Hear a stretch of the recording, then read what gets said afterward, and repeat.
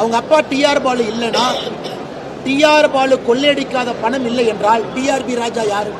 இன்னைக்கு டிஆர்பி ராஜா ஏன் கோயம்புத்தூர்ல சுத்திட்டு இருக்காரு? அவர் அப்பா கொள்ளையடிச்ச பணத்தை கொண்டு வந்து கோயம்புத்தூர் மக்களுக்கு கொலுசும் அந்த இத்து போன டப்பாவும் கொடுக்குற வந்திருக்காரா? அந்த இத்து போன டப்பாவும் ஒரு கொலுசு கொடுத்து கோயம்புத்தூர் மக்களை விலைக்கு வாங்கி விடலாம் என்று டிஆர்பி ராஜா உட்கார்ந்திருக்காரு. கோயம்புத்தூர் மக்களை சில்லறை என்று சொல்லவும் ஆரம்பித்து விட்டார். அந்த அளவுக்கு தான் இன்னைக்கு அரசியல் நாகரிகம் இருக்கு. டிஆர்பி ராஜா இருக்கட்டும், உங்க அப்பா டிஆர் பாலு அவர்கள் வரட்டும், யார் வந்தாலும் கூட கோயம்புத்தூர் மக்கள் பீனிக்ஸ் பறவையை போன்றவர்கள்.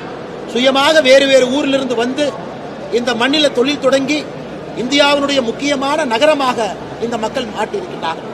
கடின உழைப்புனா என்னன்னு தெரிஞ்சவங்க கோயம்புத்தூர் மக்கள், சுயமரியாதை தெரிந்தவர்கள், நேர்மையும் நாணயம் தெரிஞ்சவங்க. டிஆர்பி ராஜா போன்றவர்களுக்கு இந்த மண்ணில் எப்பொழுதுமே இடம் கிடையாது. பணத்தை வச்சு கொஞ்ச நாள் அரசியல் பண்ணலாம், ஈசல் பூச்சி மாறி கொஞ்ச நாள்